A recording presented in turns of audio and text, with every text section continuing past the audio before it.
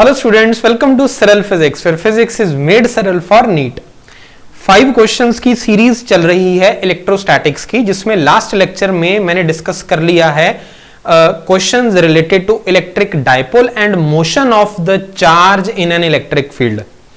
तो वो कैसे मूव करता है और वो कैसे, उसका मैं आपको link at the end of the video thumbnail के फॉर्म में भी दे दूंगा। बट मेक श्योर 5-5 क्वेश्चंस की वीडियोस आप देखते रहें। ये 5 क्वेश्चंस को मैंने जो स्टार्ट किया है उसके पीछे मेरे माइंड में आइडिया ये है कि पॉइंट इज कि 5 questions are not that much heavy to do in one go. 5 questions आराम से किए जा सकते हैं। दूसरी बात, इन 5 क्वेश्चंस को करके, क्योंकि मैं एक्सप्लेन बहुत इजी वे में करूंगा उसको और पूरे का पूरा कॉन्सेप्ट आपको बताऊंगा, अच्छे से बताऊंगा, तो it will be a great learning for you. तो वीडियो देखने से पहले और इस वीडियो में 5 क्वेश्चन समझने के बाद का जो डिफरेंस है आपके माइंड का, बहुत अच्छे लेवल का हो जाएगा। आपको काफी कुछ सीखने को मिलेगा। ठीक है, तो चलो स्टार्ट करते हैं फर्स्ट क्वेश्चन। अच्छा हाँ, और दूसरी बात जो मैं इस वीडियो में डिस्कस करने वाला हूं आपके साथ questions, that will be related to the sharing of charges. कि 2 बॉडीज हैं, 2 चीजें हैं, या एक बॉडी पे मैंने चार्ज दिया, वो कैसे शेयर होता है, डिस्ट्रीब्यूट होता है, 2 बॉडीज के बीच में शेयरिंग कैसे होती है चार्जेस की, उससे रिलेटेड उस कॉन्सेप्ट के बेस पे हमने क्वेश्चंस करने हैं। तो फर्स्ट क्वेश्चन देखो यहां पे क्या लिखा है। If isolated large conducting sheet is given charge Q, एक बहुत बड़ी आइसोलेटेड का मतलब है उसके आसपास और कोई भी चार्ज नहीं है। लार्ज बहुत बड़ी कंडक्टिंग शीट है, उस शीट को हमने चार्ज दिया Q। तो जो चार्ज है उस शीट के दोनों सरफेसेस पर कितना आ जाएगा? Q/4 3Q/4, Q/2 Q/2, Q/5 4Q/5, Q और 0। इस क्वेश्चन को हम लॉजिकली समझेंगे। मानो यहां पे जैसे ये मैं वो शीट बना रहा हूं, लार्ज शीट। इस शीट के अंदर कोई पॉइंट ले लेते हैं, दैट इज P। अब क्योंकि ये मेरी कंडक्टिंग शीट है, इसीलिए इसके अंदर इलेक्ट्रिक फील्ड कितनी होगी? 0। किसी भी पॉइंट पे नेट इलेक्ट्रिक फील्ड कितनी होगी? 0। तो हम मान लेते हैं अगर आपने इसको Q चार्ज दिया है, एक फेस पर अगर X चार्ज गया तो दूसरे पे Q - X गया, ऐसे मान लेते हैं। और इसको थोड़ा ऊपर करके लिख देता हूं मैं। एक फेस पे चार्ज कितना गया? X, दूसरे पे गया हमारा Q - X। तो अब क्योंकि इस पॉइंट पे नेट इलेक्ट्रिक फील्ड ने 0 होना है, दैट मींस ये जो Q - X है वो इस पॉइंट पर उसकी इलेक्ट्रिक फील्ड स्ट्रेंथ इस डायरेक्शन में फील होगी। ठीक है, electric field due to Q - X। Clear है? और दूसरी बात, इसी पॉइंट पर इस X की वजह से इलेक्ट्रिक फील्ड इधर को होगी, E ड्यू टू X। ठीक है जी। और मुझे पता है एक शीट की वजह से जो इलेक्ट्रिक फील्ड होती है उसका एक्सप्रेशन क्या होता है, दैट इज E = σ/2 ε0, या इसको लिख सकते हैं Q/2A ε0। तो अब इस क्वेश्चन के हिसाब से E due to X is equal to E due to Q - X। X की वजह से जो इलेक्ट्रिक फील्ड है दैट विल बी, इस Q की जगह X लिखोगे आप, X/2A ε0 इज इक्वल टू, और यहां पे चार्ज लिखोगे Q - X /2A ε0। तो ये कैंसल हो जाएगा पूरा। X = Q - X बचेगा, 2X = Q आएगा। इसका मतलब X की जो वैल्यू आई that is equal to Q/2। अगर X Q/2 है तो Q - X भी कितना होगा आपका? Q/2। तो याद रखना आपसे, अगर किसी लार्ज कंडक्टिंग शीट को जिसके आसपास और कोई भी चार्जेस नहीं है, वैसा अगर आप चार्ज दोगे अपनी शीट को, तो वो इक्वली डिस्ट्रीब्यूट हो जाएगा दोनों सरफेसेस पे। Answer is Q/2, Q/2। अपने आप में कॉन्सेप्ट है, क्वेश्चन है, मजा आता है इस क्वेश्चन को करके। और यहां से हम जो एक रिजल्ट है वो याद कर सकते हैं कि जो चार्ज है वो इक्वली डिस्ट्रीब्यूट हो जाएगा शीट की दोनों तरफ, Q/2 एंड Q/2। चलो नेक्स्ट क्वेश्चन देखते हैं। नेक्स्ट क्वेश्चन देखो यहां पे क्या लिखा है। यहां पर 3 ये जो लाइंस दिख रही हैं आपको, these are the 3 large conducting sheets. Large conducting sheets बनाई हुई हैं 3। फर्स्ट कंडक्टिंग शीट के ऊपर चार्ज है Q, सेकंड के ऊपर -Q, थर्ड के ऊपर 3Q। 4 पॉइंट्स आपको दे रखे हैं A, B, C, D। इन चारों पॉइंट्स के ऊपर आपको इलेक्ट्रिक फील्ड निकालनी है। और आपको पता है किसी भी लार्ज कंडक्टिंग शीट की वजह से किसी भी पॉइंट पर जो इलेक्ट्रिक फील्ड होती है उसका एक्सप्रेशन होता है σ/2 एप्सिलॉन नॉट या Q/2A एप्सिलॉन नॉट। अब अगर मैं A पॉइंट की बात करूं, यहां पर जो इलेक्ट्रिक फील्ड होगी वो इन तीनों प्लेट्स या इन तीनों शीट्स की वजह से होगी, इन तीनों लार्ज कंडक्टिंग पैरेलल शीट्स की वजह से होगी। अब आप सबको ये पता है कि E का जो एक्सप्रेशन होता है that is equal to Q/2A epsilon naught. अब मैं क्या करने वाला हूं, कैसे करेंगे इसको सॉल्व हम? इसमें 2 चीजें आपको बतानी पड़ेंगी, एक तो डायरेक्शन और दूसरा मैग्नीट्यूड। हम जब फॉर्मूला यूज करेंगे हम उसमें मैग्नीट्यूड डालते जाएंगे, डायरेक्शन हम अपने हिसाब से अपनी मतलब जो लॉजिक है उसके बेस पे देखते जाएंगे। कैसे बोल रहा हूं मैं, देखते हैं।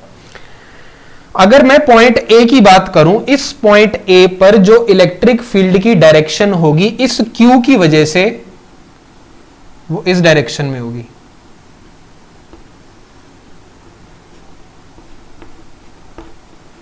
EQ इस 3Q की वजह से भी इसी डायरेक्शन में होगी, 3Q। बट इस -2Q की वजह से ऑपोजिट डायरेक्शन में होगी, E ड्यू टू -2Q। अब ये डायरेक्शंस मैंने ऐसे क्यों ली हैं, ये बिल्कुल बेसिक्स हैं। जब भी आप किसी पॉइंट पे इलेक्ट्रिक फील्ड निकालना चाहते हो तो आप वहां पे यूनिट पॉजिटिव चार्ज रखते हो और उसके ऊपर इलेक्ट्रिक फील्ड की वजह से लगने वाली फोर्स इलेक्ट्रिक फील्ड की डायरेक्शन में लगेगी। और अगर वो इलेक्ट्रिक फील्ड का सोर्स कौन सा है, पॉजिटिव चार्ज। अगर नेगेटिव चार्ज है तो नेगेटिव चार्ज की तरफ लगेगी उसके ऊपर इलेक्ट्रिक फील्ड की वजह से फोर्स। अगर पॉजिटिव चार्ज की वजह से है तो अवे फ्रॉम दैट लगेगी। ये बेसिक कॉन्सेप्ट्स हैं। तो अब हम एक कन्वेंशन लेके चलेंगे। क्या कन्वेंशन लेंगे? लेफ्ट में हम नेगेटिव लेंगे, राइट में हम पॉजिटिव लेंगे। ठीक है, तो ए पार्ट करते हैं सॉल्व। एट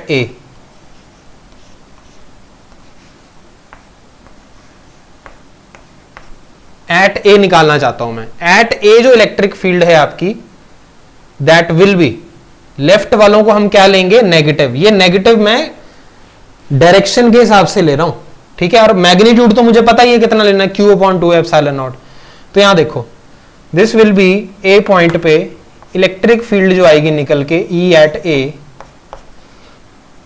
इस Q की वजह से कितना होगा वहां पे, that is Q/2A epsilon not. पर मैं इसको नेगेटिव में लूंगा क्योंकि ये लेफ्ट में लग रहा है और मैं लेफ्ट को नेगेटिव मान रहा हूं, प्लस उस 3Q की बात करते हैं, मतलब ये वाला जो 3Q है that will B -3Q/2A epsilon not. Again मैं आपको ये बोल रहा हूं, यहां पे ये जो माइनस लगाए हैं ये डायरेक्शन वाले माइनस हैं। जो एक्चुअली में चार्ज के साथ माइनस है उसकी वजह से मैं डायरेक्शन फाइनलाइज कर चुका हूं। Finally it will be -2Q की वजह से 2Q/2A एप्सिलॉन नॉट। तो अब आपको ये कंफ्यूजन यहां पे में भी हो रही हो कि ये तो -2Q है तो आपने 2Q ले लिया। -2Q में जो माइनस है उसकी वजह से मैं इसकी डायरेक्शन यहां दिखा चुका हूं, पर बेसिक कन्वेंशन जो मैं फॉलो कर रहा हूं उसके हिसाब से राइट मेरे को प्लस लेना है। फाइनली देखो इसको कैसे करेंगे, -Q plus minus minus -3Q plus 2Q/2A epsilon not. तो कितना होगा ये,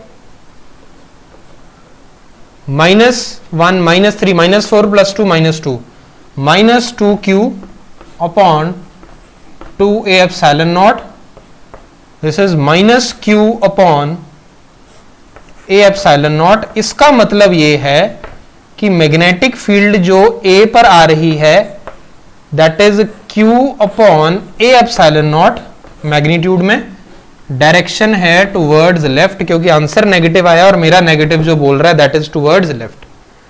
आया समझ में? ऐसे ही आपको बाकी पॉइंट्स के लिए निकालना है। तो फाइनली आंसर मैग्नीट्यूड और डायरेक्शन की फॉर्म में मेरे पास आ गया, और जिस कन्वेंशन को मैं यूज कर रहा हूं उसी कन्वेंशन के बेस पे मेरे पास यहां पे आंसर आ गया है। क्लियर है? अब नेक्स्ट पार्ट्स को करते हैं सॉल्व। अब बी पार्ट देखते हैं। B part, E B at B. अब बी पे देखो किस डायरेक्शन में होगी। बी पे अगर मैं बात करूं तो इस क्यू की वजह से इधर को होगा E ड्यू टू क्यू, इस 3q की वजह से इधर को होगा E ड्यू टू 3q, और इस -2q की वजह से इधर को ही होगा, इस -2q की वजह से इधर को होगा, इस डायरेक्शन में।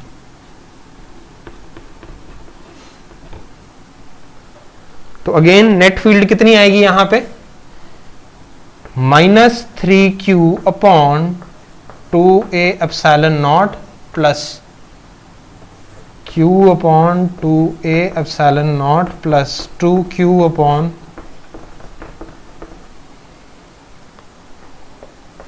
-3q plus 3q upon 2a epsilon not, answer आएगा 0। ठीक है जी। तो A पर इतनी लग रही है लेफ्ट में और B पे कितनी लग रही है, दैट इज 0। नेक्स्ट देखते हैं अभी सी पार्ट।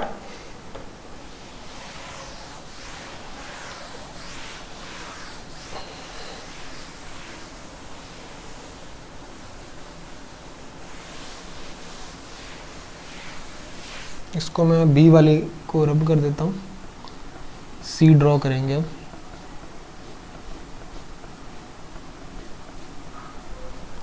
चलो सी पे आप एक काम कर सकते हो, वीडियो को पॉज करके खुद भी देख सकते हो।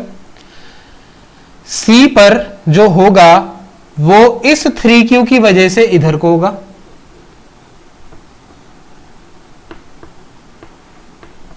इस q की वजह से इधर को होगा, और इस -2q की वजह से इधर को ही होगा। फिर से मैं बोल रहा हूं, जब भी आपको कहीं पे निकालना होता है डायरेक्शन ऑफ इलेक्ट्रिक फील्ड, वहां पे पॉजिटिव चार्ज को रखो। देखो पॉजिटिव चार्ज रिपेल करेगा, तो इस 3q, ये जो 3q है इस वाले q पॉजिटिव को रिपेल करेगा, पॉजिटिव को इधर को, इसलिए रिपेल, इधर को फोर्स फील होगी। ये वाला इधर को रिपेल करेगा, पर ये अट्रैक्ट करेगा अपनी तरफ, इसलिए इस डायरेक्शन में। तो at C, electric field at C is equal to, this will be -2q upon 2a epsilon naught -3q upon 2a epsilon naught plus q upon 2a epsilon naught. This will be -2q minus 3q minus 5q plus q upon 2a epsilon naught minus 4q upon 2a epsilon naught minus 2q upon a epsilon naught। तो E at C will be 2q by a epsilon naught। अब क्योंकि minus में आया इसीलिए towards left, ये answer होगा इसका सी पे। अब डी की बात करें, ब्लू से बनाता हूं मैं। देखो डी पे इस Q और इस 3Q की वजह से तो राइट को ही होगा, E due to Q and E due to 3Q, और इस डायरेक्शन में होगा E ड्यू टू -2Q। तो बना देते हैं इसका, at D is equal to minus 2q upon 2a epsilon naught plus q और 3q दोनों को ऐड कर दें 4q upon 2a epsilon not.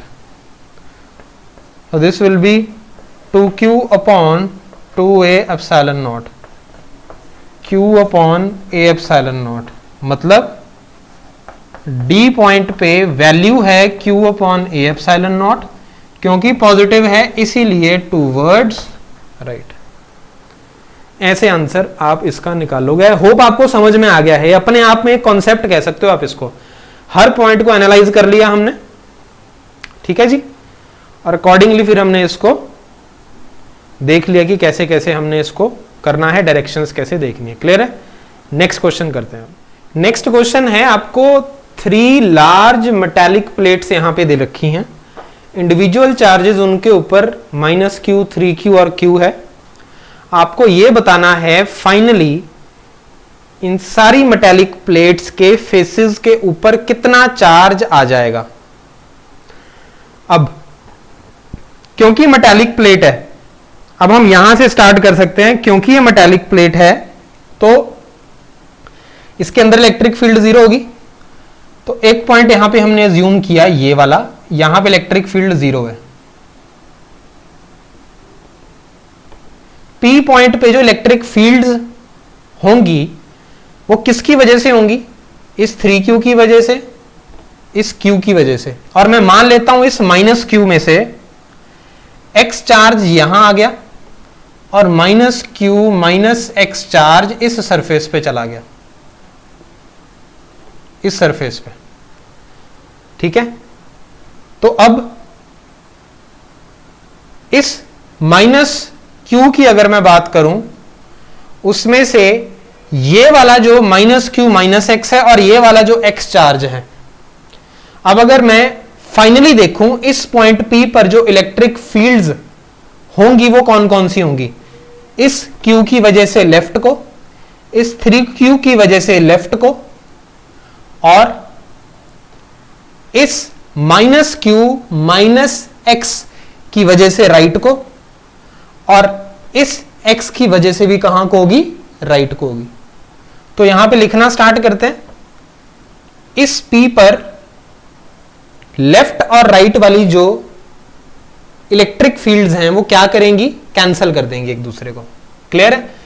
तो नेट इफेक्ट मेरे को यहां पे क्या चाहिए? P पे 0 चाहिए. तो पहले लेफ्ट वाली लिख लेते हैं. लेफ्ट में कौन कौन सी लग रही है? 3q और q वाली लग रही है.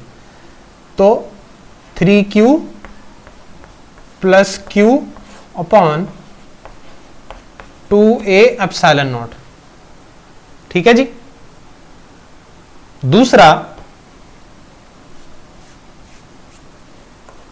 It will be equal to, कौन कौन सी इलेक्ट्रिक फील्ड्स की मैं बात कर रहा हूं यहां पे? x की वजह से इस पॉइंट P पर इस डायरेक्शन में, और इस -q -x की वजह से भी इस डायरेक्शन में. सो दिस विल बी, इस x की वजह से राइट डायरेक्शन में है इलेक्ट्रिक फील्ड, और इस -q -x की वजह से भी राइट डायरेक्शन में. आपको पता है मैं इस -q -x को कैसे लिख सकता हूं? -q -x को हम लिख सकते हैं -q + x, मतलब नेगेटिव ऑफ दिस चार्ज. अब ये जो नेगेटिव चार्ज है इसकी डायरेक्शन तो मैंने मान ली कि टुवर्ड्स राइट होगी, तो मुझे यहां पे सिर्फ क्या लेना है? इसका मैग्नीट्यूड लेना है. सो this will B x upon 2a epsilon naught. ठीक है. Plus this q + x upon 2a epsilon not. Clear है जी. तो यहां से इसको अब हम सॉल्व करना स्टार्ट करते हैं. क्या बनेगा यहां पे? अब आपके पास 3q + q 4q upon 2a epsilon naught, it is equal to 2x + q upon 2a epsilon naught. ये कैंसल हो जाएगा. So this will be like 3q is equal to 2x. तो x कितना आएगा यहां से? That will be 3q/2. x की value 3q/2 आएगी, तो दूसरी साइड -q -x है, तो माइनस क्यू माइनस एक्स किसके इक्वल आया आपके पास, that will be minus q minus 3q by 2, that is equal to minus 5q by 2। फिर से बता देता हूं, मैंने पॉइंट P को कंसिडर किया, पॉइंट P के ऊपर इस 3q इस q की वजह से लेफ्ट में इलेक्ट्रिक फील्ड होगी और इस x की वजह से राइट में होगी, इस माइनस क्यू माइनस एक्स की वजह से भी राइट में होगी। तो लेफ्ट वाली फील्ड्स यहां पे लिखी मैंने 3q upon 2 epsilon naught plus q upon 2 epsilon naught is equal to मैंने राइट वाली के मैग्नीट्यूड के इक्वल कर दिया। अब अगेन इस माइनस क्यू माइनस एक्स को मैं ऐसे लिख सकता हूं, minus of Q plus x, तो मतलब it is just like it is negative of this charge. Negative को मैंने कहां पे कंपनसेट कर दिया, डायरेक्शन लेकर कि टुवर्ड्स राइट है, तो नेगेटिव मैं हटा दूंगा, अब सिर्फ मैग्नीट्यूड लूंगा मैं, Q plus x upon 2 epsilon not. Clear है? तो इसको करोगे हो जाएगा। तो फाइनली मेरे को पता लगा कि x यहां पे कितना आएगा, that will B plus 3q by 2, और यहां पे कितना चार्ज आएगा, that will be minus 5q upon 2। ये हो गया। अब हमें गॉस थ्योरम से पता है कि जो फेसिंग सरफेसेस होते हैं, पैरेलल जो सरफेसेस एक दूसरे को फेस कर रहे हैं, उनके ऊपर इक्वल और ऑपोजिट चार्ज डेवलप होता है। अब अगर यहां पे माइनस 5q बाई 2 है तो इधर डेवलप हो जाएगा प्लस 5q बाई 2। अब यहां पे अगर प्लस 5 बाई q2 आ गया तो इसमें से माइनस करो 3q में से 5q by 2, 3q minus 5q by 2, तो ये हो जाएगा आपका 6q minus 5q by 2, this will B q by 2। तो इसका डेवलप कितना होगा यहां पे finally charge, that will B plus q by 2। अगर ये प्लस q बाई 2 है तो ये माइनस q बाई 2 होगा यहां पे। अब अगर ये माइनस q बाई 2 है तो this will B q minus q by 2, q minus minus q by 2, this will become 3q by 2। तो फाइनली यहां पे भी चार्ज कितना आ जाएगा, 3q बाई 2। एक चेक पॉइंट बताता हूं आपको, ऐसे जब पैरेलल प्लेट्स दे रखी हो तो बिल्कुल फर्स्ट फेज और लास्ट फेज पे इक्वल चार्ज आता है, plus 3q by 2 plus 3q by 2 आ गया। तो फाइनली डिस्ट्रीब्यूशन कैसे हुई चार्जेस की, plus 3q by 2 minus 5q by 2 plus 5q by 2, ऐसे फाइनली ऐसे करके आ जाएगा आपका। क्लियरली समझ में आ गया आपको? तो यहां पे हमने इलेक्ट्रिक फील्ड्स को क्या किया, बैलेंस किया, पॉइंट P पे लिया हमने और इवेंचुअली हमने डिस्ट्रीब्यूशन ऑफ चार्जेस को निकाल दिया। क्लियर है? चलो नेक्स्ट क्वेश्चन करते हैं। नेक्स्ट क्वेश्चन देखो, यहां पे आपको दो कंडक्टिंग स्फेरिकल शेल्स दे रखे हैं। There are 2 conducting spherical shells जिनको हमने एक कंडक्टिंग वायर से कनेक्ट किया हुआ है, ब्लू कलर की वायर से, ये कंडक्टिंग वायर है, इससे मैंने इसको कनेक्ट किया हुआ है। अब होगा क्या, कंडक्टिंग शेल्स हैं, उनके ऊपर चार्जेस हैं, कंडक्टिंग वायर से आपने कनेक्ट कर दिया, तो क्योंकि एक साइड चार्ज अलग है एक साइड चार्ज अलग है, तो चार्ज जो है वो फ्लो होना स्टार्ट करेगा। जब चार्ज फ्लो करेगा तो हम उसको फ्लो होने दे रहे हैं। जब चार्ज ने फ्लो करना बंद कर दिया, हमने इस वायर को डिस्कनेक्ट कर दिया। फिर आपसे पूछा जा रहा है find the charge on each. Each क्या, ईच स्फीयर। समझ में आया? दो चार्ज्ड कंडक्टिंग शेल्स हैं आपके पास, चार्ज उनको दिया हुआ ऑलरेडी आपने, फिर कंडक्टिंग वायर से कनेक्ट कर दिया। कनेक्ट करने के बाद चार्ज फ्लो करेंगे, फिर चार्ज ने फ्लो करना बंद कर दिया, फिर आपने डिस्कनेक्ट कर दिया। बताओ फाइनल चार्जेस कितने हैं? सिंपल सा फंडा है, जब चार्जेस फ्लो होना बंद कर दें दैट मींस दोनों के जो पोटेंशियल है वो क्या हो जाएंगे, सेम हो जाएंगे। मतलब जो अंदर वाला स्फेरिकल शेल है उसका पोटेंशियल और बाहर वाले का जो स्फेरिकल शेल का जो पोटेंशियल है वो सेम हो गया। तो V inner is equal to V outer. तो अब अगर मैं बात करूं, सबसे पहली बात, जब मैं इसको इन दोनों को मैंने कनेक्ट कर दिया तो नेट चार्ज कितना है इन दोनों के पास, minus 3q plus q, minus 2q charge है ना। अब उस माइनस 2q ने डिस्ट्रीब्यूट होना है। मान लो उस माइनस 2q में से बाहर x रहा और अंदर माइनस 2q माइनस x रहा। आई बात आपको समझ में? यहां माइनस 3q है, यहां q है, तो टोटल नेट चार्ज कितना हुआ, माइनस 2q। उस माइनस 2q को भी डिस्ट्रीब्यूट करना पड़ेगा हमें यहां पे। एक बाहर वाले में x, उल्टा भी ले सकते हैं, अंदर x ले लो, बाहर माइनस 2q माइनस x ले लो। तो इसको करना स्टार्ट करते हैं। V इनर की बात करते हैं। इनर सरफेस का पोटेंशियल जो है वो किस किस की वजह से होगा? इनर सरफेस, इनर जो स्फेरिकल शेल है उसका पोटेंशियल एक तो अपने इसके चार्ज की वजह से होगा, और दूसरा ये आउटर वाले के अंदर पड़ा हुआ है तो उसका भी इफेक्ट आएगा। तो इसका चार्ज होगा दैट विल बी, पोटेंशियल का जो आपका फॉर्मूला होता है that is k q by r. तो पहले V इनर की बात कर रहे हैं, इनर में that will be k into minus 2q minus x upon r। Minus two q minus x inner spherical shell पे चार्ज है, आर उसका रेडियस है, तो ये उसके सरफेस पे पोटेंशियल हो गया, प्लस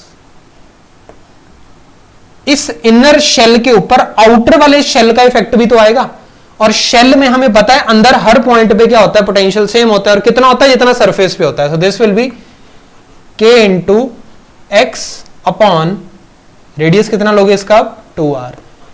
ये x है बाहर वाले शेल पे चार्ज, और 2r उसका रेडियस हो गया। आउटर की बात करते हैं, वी आउटर। आउटर पे जो होगा एक तो उसके अपने चार्ज की वजह से होगा, दैट विल बी के एक्स अपॉन 2r। दूसरा जो आउटर शेल है वो इनर वाले के लिए एक्सटर्नल पॉइंट बनेगा, मतलब इस पॉइंट की अगर मैं बात करूं तो ये इनर वाले शेल से 2r डिस्टेंस पे है, और इनर वाले शेल का चार्ज है -2q - x। इस -2q - x की वजह से इस शेल के बाहर वाले पॉइंट पे अगर आपको निकालना है, this will be k into -2q - x upon 2r। ये आना चाहिए आपको समझ में इक्वेशंस कैसी बनी है। तो इनर और आउटर के जो पोटेंशियल्स हैं वो क्या हो जाएंगे, सेम हो जाएंगे। इसको सॉल्व करना है आपको, बस कर लेते हैं इसको solve. So this will B, अच्छा जब मैं इन दोनों को इक्वेट करूंगा, इक्वल करूंगा, तो ये दोनों तो कैंसिल ही हो जाएंगे, ये और ये तो कैंसिल ही हो जाएगा जब इक्वेट करोगे। ये दोनों बचेंगे, इनको लिख रहा हूं मैं, k into -2q - x upon r is equal to k into -2q - x upon 2r। kr -2q - x is equal to -2q - x upon 2। Minus minus दोनों साइड कॉमन लेके हटा देते हैं उसको, तो इधर बनेगा आपका 4q + 2x is equal to 2q + x। तो दिस विल बी 2q, इसको ऐसे ले लेते हैं, 2x - x करेंगे, 2x - x करेंगे तो आएगा x, और वो उधर चाहेगा -2q। तो x की वैल्यू कितनी आई यहां पे, -2q, और -2q - x की वैल्यू क्या आएगी, -2q minus of -2q + 2q, that will B 0। तो आउटर शेल पे चार्ज आएगा आपका -2q, और अंदर वाले शेल पे कितना आएगा, 0। ये क्वेश्चन है, अच्छा क्वेश्चन है, तो इसको करके काफी चीजें क्लियर होती हैं हमें। क्लियर है? तो चार्ज का फ्लो होना बंद करना, दैट मींस दोनों का पोटेंशियल क्या हो गया है, सेम हो गया है। क्लियर है? नेक्स्ट क्वेश्चन करते हैं। ये लास्ट क्वेश्चन देखो, इसमें आपको एक स्फेरिकल शेल दे रखा है जिसका इनर रेडियस a है, आउटर रेडियस इसका b है, और इसके सेंटर पे आपने +q चार्ज रख दिया है, और जो आउटर सरफेस है उस पे ऑलरेडी आपने जो चार्ज है वो -q रखा हुआ है। तो -q ऑलरेडी चार्ज आपने रखा हुआ है। क्लियर है? एंड ये वाला +q चार्ज आपने सेंटर में रख दिया। वो पूछ रहे हैं कि इनर सरफेस और आउटर सरफेस पे बताओ, जब डिस्ट्रीब्यूशन होगी चार्जेस की, तो इनर सरफेस पे कितना चार्ज आएगा और आउटर सरफेस पे कितना चार्ज आएगा, ये आपको बताना है। देखो अगर मैं बात करूं, जब +q आपने यहां पे रखा, तो यहां पे ये जो इनर सरफेस है, यहां पे वो क्या करेगा, -q इंड्यूस करेगा। यहां पे -q इंड्यूस हो जाएगा, -q। तो इनर पे तो -q इंड्यूस होगा। अब क्योंकि यहां -q इंड्यूस हो गया, ये बाहर कितना करेगा, +q इंड्यूस करेगा आउटर सरफेस पे। तो आउटर पे टोटल कितना हो जाएगा, -q + q। आ रही है बात समझ में? तो यहां पे आप कंजर्वेशन ऑफ चार्ज से ऐसे समझ सकते हो कि इनर सरफेस पे अगर -q डेवलप हुआ है, तो आउटर सरफेस पे वो +q कर देगा, ऑलरेडी -q वहां पे है, तो टोटल कितना हो जाएगा, -q + q। तो इनर पे इतना होगा और आउटर पे -q + Q होगा। Okay, so these were the 5 questions जो मैंने आपके साथ डिस्कस करने थे related to the sharing of charges. I hope इन 5 क्वेश्चंस को करने के बाद you must have got a feel कि ऐसे क्वेश्चंस को हमने कैसे टैकल करना है। आप 5 क्वेश्चंस की जो सीरीज हैं आप उनको ढंग से देखते रहो एंड लाइक जरूर करो वीडियो को, शेयर करो and subscribe to this channel, ठीक है, so that you get all the updates related to this. Fine, so I will see you in the next video. Till then, stay safe, keep revising. Thank you.